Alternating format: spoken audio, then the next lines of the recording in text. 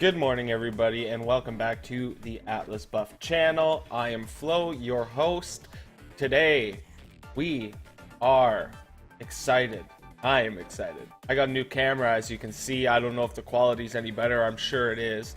I'm actually using a Sony Alpha 5000. We did buy this camera not too long ago because I started a vlog channel. It wasn't going over as well, so you can see me eventually implementing some vlogs into this channel, but for now we're just going to use this as our face cam because it's perfect quality. As you can see, I love it. Today we're gonna actually take a look at a build for Asana. I'm doing a playlist and it is going to involve an A to Z build. So basically I'm gonna do every single freelancer. I'm gonna talk over their builds, which kind of builds are best for each character, and so on. So today we're actually going to take a look at a damage build for Asana. Strictly damage. We're going to just try and beef her up as much as possible because she is a frontliner and she is super powerful and super useful. So let's get started here.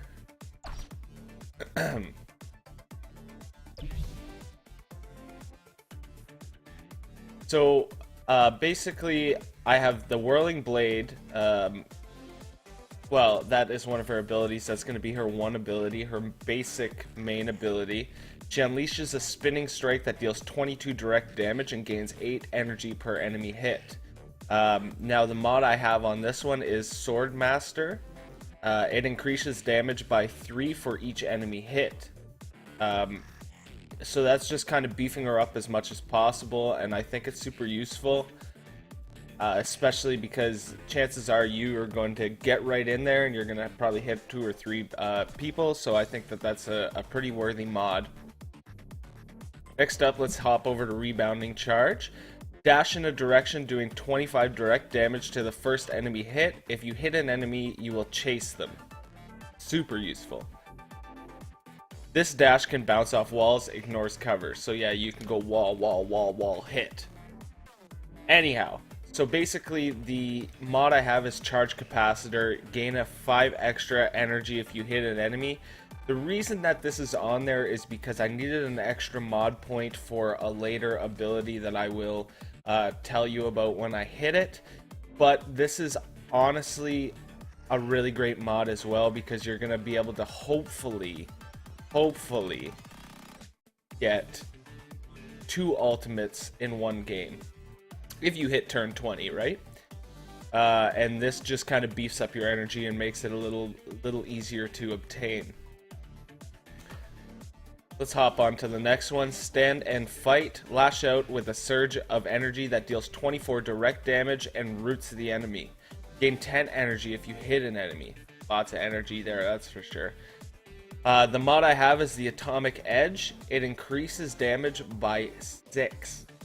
So like I said, that is one of the sorry, let's hop over there. That's one of the most that's the biggest damage you can do with this ability with that mod. I suggest it just because Asana, like I said, is super powerful and very useful. So I decided to throw that on there, and we'll play a game later and I'll show you how effective she really is with this mod. Okay, hop over to Retribution. This is the one that I had to take the 1 mod point ability to kind of make sure that I could get this ability. Retribution.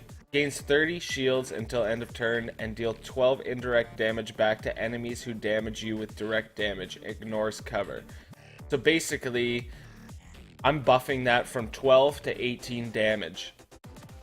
And it's worth it, let me tell you. That extra 6 damage sometimes means the difference between a living freelancer and a dead freelancer. So I really wanted to get that in there because that really beefs up her damage and it works really well with all the other mods as well. And that's Immolation. Okay, and hop onto Guardian Angel.